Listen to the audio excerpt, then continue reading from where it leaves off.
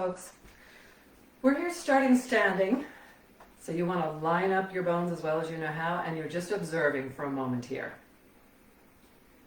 So you're noticing sensations throughout the body. Don't get stuck on just one place. Include the sensations that tell you how you're breathing, how much your ribs move, what's the volume of air coming in and out.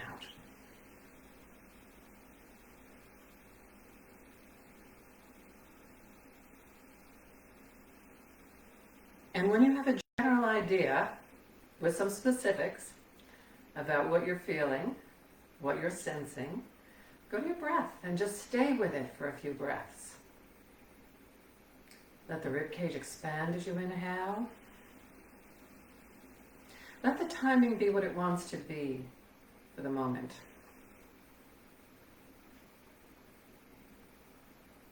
Feel how the rib cage releases again as you exhale.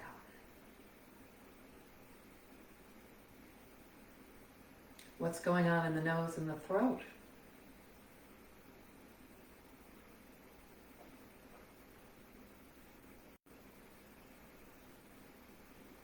And if you're not already in your Samasthiti or even standing, find that place. So either one heel beneath each butt cheek, or you can line your feet up with your hip bones, not your hip bones on the outside, where they end before it's soft belly. Outside edges of the feet parallel. More weight on the heels than the toes, more weight on the outside of the foot than you may be used to. You do still have a big toe joint that's firm on the floor though. Then feel your legs lined up over your ankles. Do they feel even? Does it feel like there's more weight on one foot than the other? You can do a little bit of shifting to discover. For some of us, there'll be more weight on the front of the foot on one foot, more weight on the heel on the other. I'm exaggerating tremendously. There's a small twist for some of us. Even out as much as you can for your legs. And then your hips are stacked on top of your vertical legs.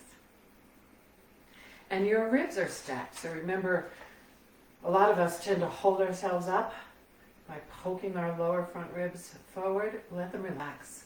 So that can take a lot of us into a place where we feel leaning forward, particularly if you spend a lot of your life this way, right? So how do you keep your ribs there and unfurl? Eventually, perhaps ears over shoulders, cheekbones over collarbones. So we're attempting to be as vertical as we can with our spine and our legs holding us up. Arms are going to hang off the back. Your shoulder blades are on your back. Your collarbones get to widen to let your shoulder blades hang on your back. And your arms are hanging gently from those shoulder blades. So we went through our legs. What feels different from side to side in the torso? Do you feel like one shoulder is closer to your ear than on the other side? Or do you feel like one shoulder is closer to your hip than on the other side? So the neck and the waist may not be even. Those of you with a large or slight curvature of the spine will notice those differences. We're aiming to let go of muscular and other fabric restrictions. Right? So we are not aiming to stack up the bones if we have a natural curvature. We just want to make sure that there's no uneven muscular pull, pulling those bones into strange places. And then take one full breath here in your even standing, your Samasthiti.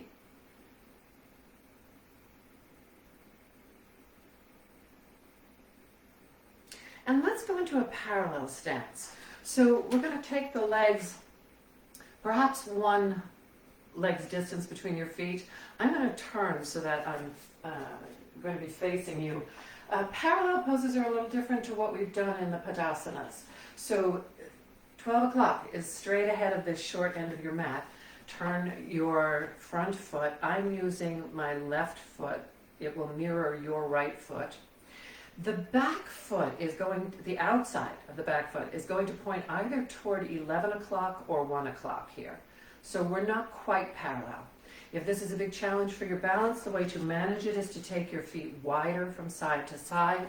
Ideally, we would love to have the front heel lined up about with the heel or the arch of the back foot. Here we're turning the back leg in, and that's gonna, don't move that foot. Keep on the outside edge of that foot. Keep on the heel of that foot. That turning in of the thigh is going to square up your hips, which we want. And then if your shoulders will let you, take your hands to your waist and just lift your ribs. Then you want to take the bottom of your breastbone a little bit forward and very much upward. Make sure that you don't crunch into your back. Right? We're still extending, lengthening. What's happened with your hips? Did that back thigh let go? One more thing. Think of pulling your front leg into you. That's going to shift more weight onto your back heel. You may feel a stretch in the calf. When you're ready to come out, big inhalation, lift your chest even higher, and then rotate again. This time I'm going to do it facing sideways so that you can see some of the arch in the back. So we're just going to the other foot. So there's my 12 o'clock short into the mat. I'm turning my back foot because it's my left foot. It's all the way to 11. Yours might be to 1. Turning my back thigh in to square my hips. And then I'm lifting the ribs all the way around, not just the front. I'm lifting all the way around by pushing down on the hips. If your hips untwist, turn that back leg in. Spiral that leg in. Then we're lifting, a back bend starts with a little bit of forward. It's a small, subtle forward, and it is not from way down here, it's from further up. So it's as if someone was pushing you gently from just below the shoulder blades. And that's where we want the back bend to come from. More is not better here. We're focusing on back bending through the rib cage, mostly just below the shoulder blades, so that the tops of your shoulders start to go backwards a little bit. Did your hips unsquare? Pull that front thigh in, weight on the back of the heel. So if your head is dropping back, that's not helpful. Keep thinking of long through the back of the neck. If it's horrible for you, better to bring the chin to the collarbones than to let things fall back. One more big breath. Lift yourself as high as you can off your hips. Come up over the top. Turn forward. And jump or step your feet back underneath you. Check in. What are the sensations? How are you breathing? And let's head down to the floor. I'm going to show people in a chair that last pose while y'all are getting down there. Have something to pad your knees. So if we're going into the parallel poses in a chair, we're going to extend one foot out in front and tuck the other foot under the chair as far as is comfortable for you. This will be easier to do on the front edge of the chair. Now for this next posture, you'll do the same thing. You'll just take your feet a little wider, front knee is bent. The other leg, if you can get it alongside the chair so that the knee hangs straight down, wonderful, perfect. You can decide whether your toes are tucked under or whether you're on the top of your foot. So those of us who are down on the floor, I am going to have my left foot forward, which again mirrors your right foot. I'm pretty well padded here. So we want wide stance for the moment, right? We're looking to target something specific. Can you get your hips to square up? And then you're going to just drop the hips as far forward as they're willing to go. You can put your hands to the floor, perhaps. This blanket is going to pretend to be a block for a moment. If your hands don't reach, you could stack up a block. This is a squishy block, right? A chair in front of you or a low stool will also get the job done. And we're just letting, without this front hip falling too far forward, focus more on the back leg hip. We're letting that hip fall forward and down. So before you come out, I'm moving. Check that front leg. So if you have a knee, see how my knee is further forward than my ankle? It's over my toes. Not good. You can have your knee behind your ankle, or we're looking for vertical shin so that the knee is over those ankle bones that stick out. And then push yourself backwards. I'm going to take it on the other side from the side. Remember, we're wide, 1 foot on one edge of the mat, the knee on the other edge of the mat. So I could fall forward here and see how my hips are facing you? No, don't. It doesn't do anything useful. So we're just getting used to the idea of opening up the front of this back leg. This hip joint, both hip joints, not just this one, rarely get a chance to open up, and it becomes more and more of an issue. We get more and more imbalanced. Again, you can bring your hands down. This will give you a little more stretch through the front of the hip. So if it's really intense, either back your butt up a little bit, bring your hands down, or both. And when you're ready to come up, push yourself backwards, and let's come back up onto your feet. So check in. What do you feel now? There may be a lot of different sensations here in the legs. You'll need some sort of stacked surface. For some of you, it might just be a tall block. And you don't want that surface to be really hard. So if you have, a lovely granite footstool, you want to pad the surface here. Because we're going to forward fold, but we're going to forward fold so that our head, the top of our head, if possible, is supported. If you can't reach anything with the top of the head, I'll show you a way to rest your forehead, which is kind of your second choice. So we want to find even standing. And we did rotating from the hip, sitting. So we're rotating from the hip as far as we can. So here's where some of you may wind up stopping, and here's where your forehead rests. Some of you may be able to get the top of your head on a chair, and that's where you rest. Some of you, I would need a bigger stack. I would need another block underneath. May be able to do this with stacked blocks. We are not bending the knees. We are not dropping the hips way back. And if you have back stuff, you are stopping. Come here, please block, thank you. You're stopping here, right? You want to feel as if you have a slight arch in your back. As soon as you round your back, you're causing issues. So hang out there upside down for a moment while I talk to people in a chair. So if you have a desk in front of you, you're just taking your legs wide enough so that it's easy to fold forward. And again, we're just going to rest, instead of the top of the head, we're resting the forehead.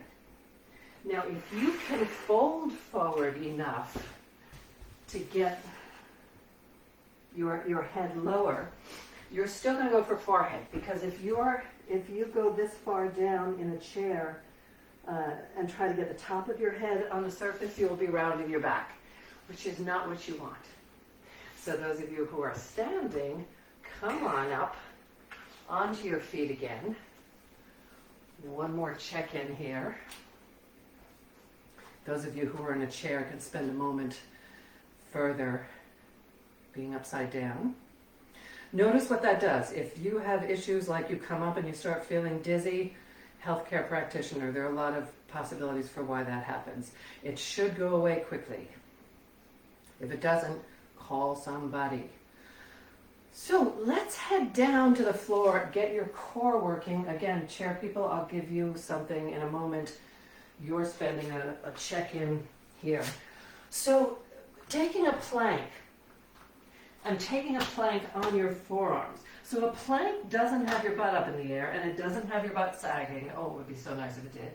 It has a long line between your underarms and your knees. And you're wrapping a corset around your abdomen. Your inner thighs are pulling up into the pelvic floor, which is pushing up towards your abdomen. And your shoulder blades are trying to wrap around the side body towards your elbows while you press gently into your hands. And you stay there breathing until you run out of steam, and then you collapse on the floor. Those of you who are in a chair, again, you're just going to take whatever surface is in front of you, and it doesn't get you the same sort of core work, but it definitely gets you that upper body strength. So we want to make sure we're not collapsing in the chest. The shoulder blades are going to be away from each other. You'll definitely need some space between your legs, or if that's not possible for you, a higher surface.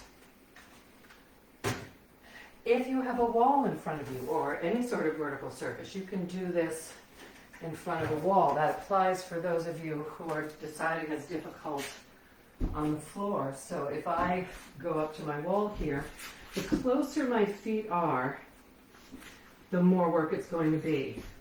And if we want to really keep this to being on the knees, you are on your knees. Now there's an intermediate place that you can go to.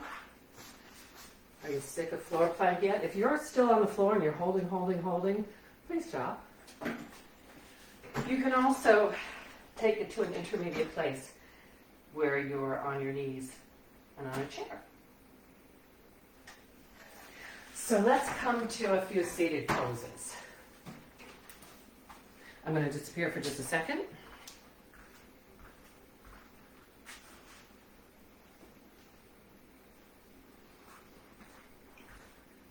Thank you. I have a very large fuzzy cat. The best place to come down to is the place where you can stack up your torso. So that might mean stack a few things up on the floor to sit on. We're coming into Sukhasana, which you might remember is that cross ankle pose. So if you're in a chair, you can either do this with your feet on the floor, you can use a footstool or a second chair at whatever distance you need. Remember to notice which ankle is crossed in front of the other. I'm going to start with my left ankle crossed in front of my right, and I am going to sit on a thing. So remember, you can do all sorts of games with your legs to get the hips open and rotating, right? We've got both hips externally rotated.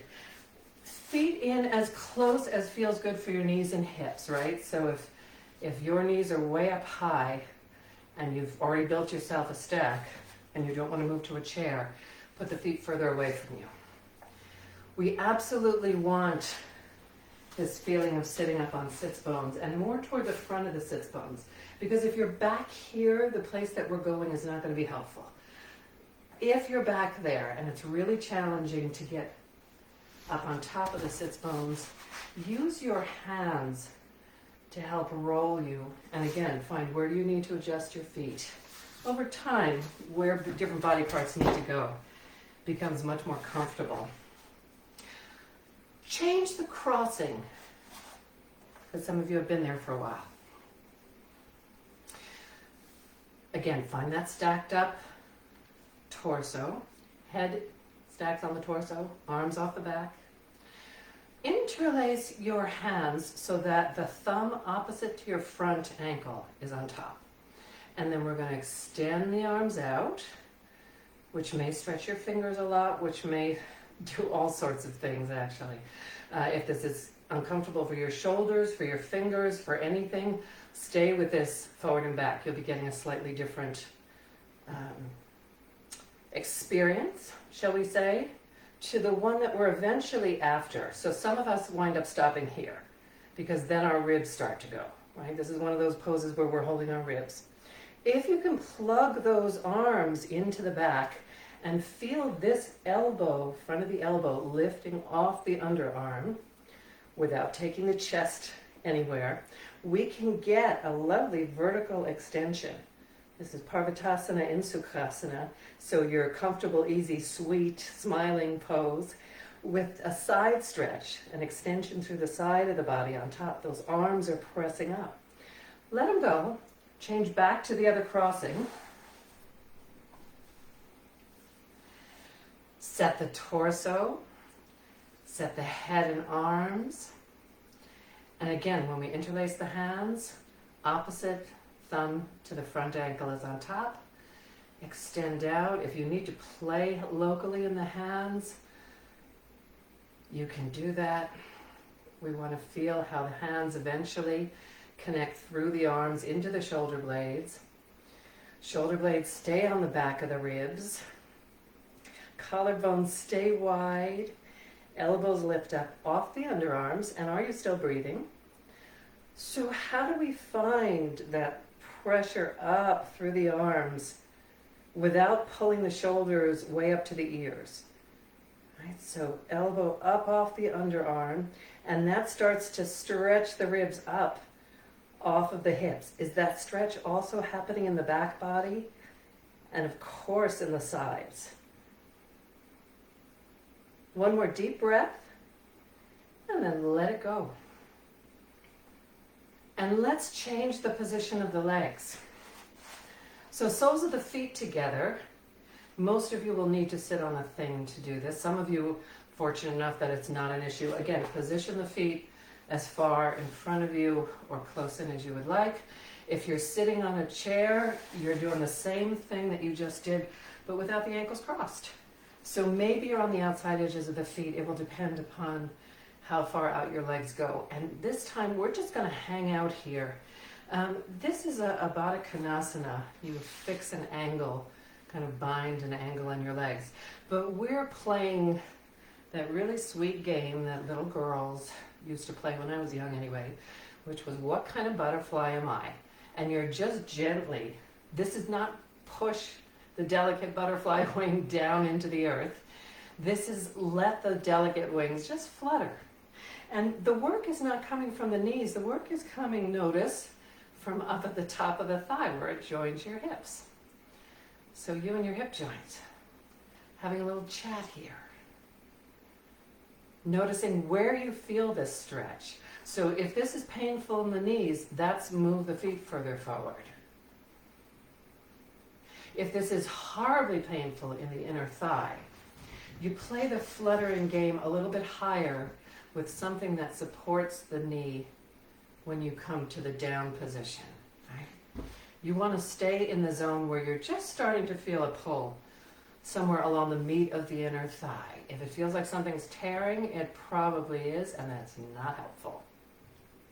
That's not a stretch. That's resistance to a stretch. That feeling when things suddenly slacken and you go, oh, this is easier. That's the stretch. Then extend your legs out. Lie down in constructive rest. And then I'll be back to you folks on the floor after we have a chat with the folks in the chair. So those of you in a chair, if you have two chairs and you can get your feet, or a desk that you can put your feet up on, you'll be able to do this in a semi-reclining way. So that would take sitting toward the front of the chair and then leaning back on the chair. And then you can decide how far your feet are going to go away. You're not going to be able to get to exactly the position we can on the floor, but you can get to something helpful. So we're going to shift, if you can, toward one side edge of your chair so that you can lean a little bit over toward the side of your butt, not all the way onto the side of your hip. See if you can keep one knee glued to the other and keep the shoulders glued to the back of the chair. So neither shoulder is going to lift. You don't have to go far here.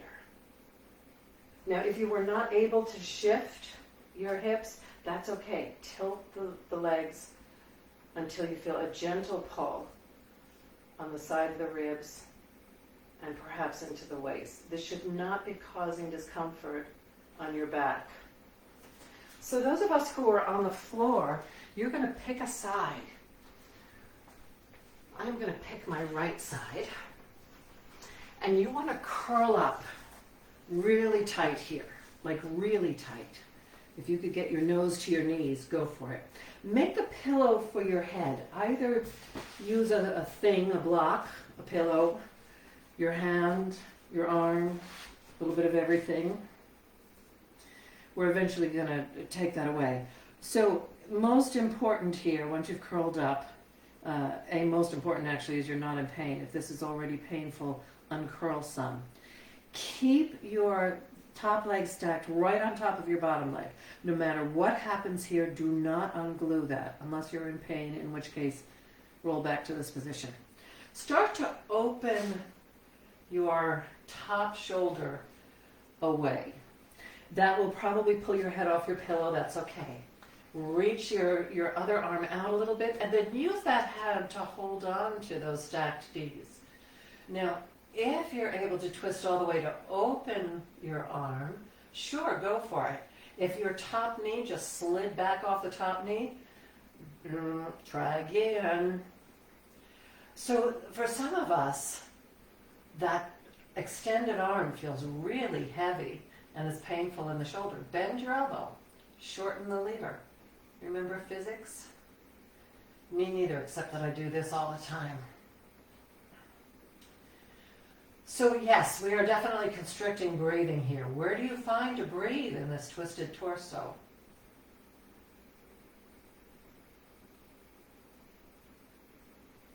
And then roll back up onto your side, and then we'll roll all the way over to the other side. You can just roll over. I'm going to flip around. Again, we're starting really curled up, as tight as you can get. Start with a pillow if you need it. If you're already well stacked in the legs, you can just start moving that top shoulder in the other direction. We're reaching the other arm out. So eventually, those of you who have flexibility within the torso will be able to lie on both sides of the shoulder. If you are short-waisted, you have my sympathies. It takes a little longer to get to that place because every little spot in your torso has further to go. Check that top knee. Even a small movement can create a lot of instability in the back of your hips, your SI joint, sacroiliac joint. It's not a fun place to have overly loosened. And when you're ready to come out, roll back onto your side, and then from there, roll onto your back. Those of you sitting in the chair can come to whatever your relaxation place is. Those of you who have time to move into Shavasana, just lying quietly with your legs extended, rock and roll, or you can stay in constructive rest. But good for you for doing a thing for yourself today.